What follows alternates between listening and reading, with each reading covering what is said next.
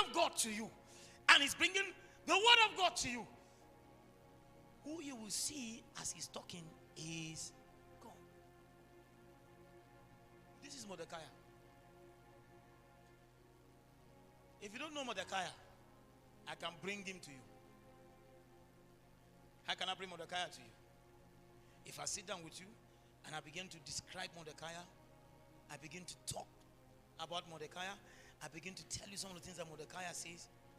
Do you know suddenly in your mind you begin to have the image of how Mordecai looks like?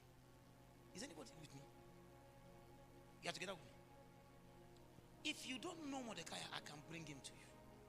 If I can adequately or I can perfectly describe his movement, describe the way he talks, describe the way he dresses, say the kind of things he says, you can easily pick Mordecai in your mind. And I can assure you 70% you will not be wrong. That when you are walking, after hearing about Mordecai from me, when you are walking somewhere and Mordecai, you come across Mordecai, when he begins to exhibit his ways, he begins to speak the way I describe for you, he begins to behave the way I describe for you, he looks like the way I describe. You don't need anybody to tell you that. Is this not Mordecai that Mr. Solomon was talking about? How many of you agree with me? Pick it.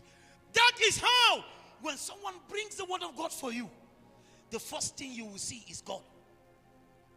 If the teaching that he's giving you is the word of God, the first thing that your mind will pick is God. It's not you.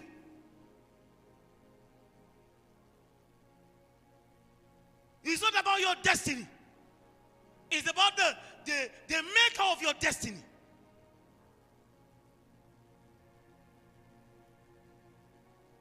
Jesus took his time teaching the disciples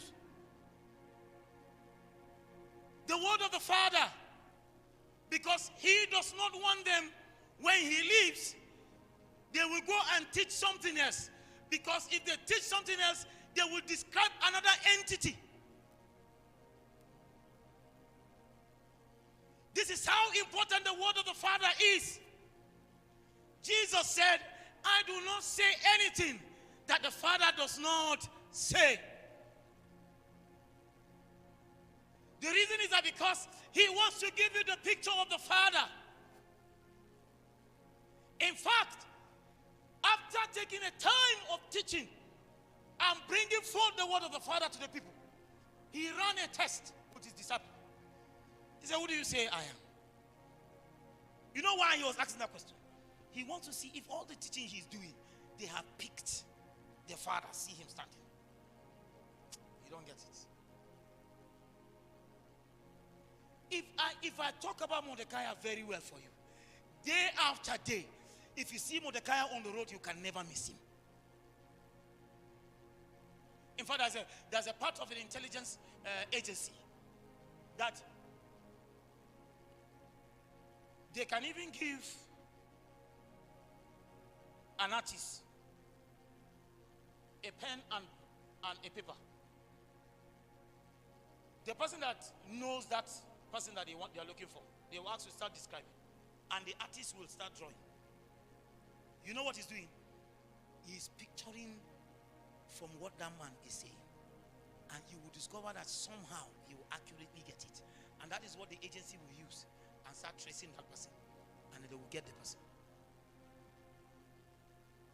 You can be that intelligent if you're so close with the word of God that everywhere you go to, if the Father is being taught in a place, you will know.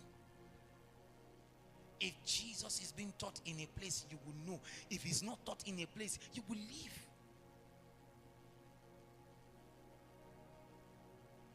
It's not every teaching that describes Jesus. The reason why you see many are being deceived is because they don't know the word of Jesus. If they know the word of Jesus, when someone is talking about Jesus, your eyes will see it. Your mind will perceive it. This is Jesus. You see, if you are around me, you will discover that a lot of songs, Christian songs, I walk out of. It's not because of anything. It's because of this kind of, there's this deep intimacy with God that you have through his word, that if the song is not portraying who he is, you walk out of it. It's not about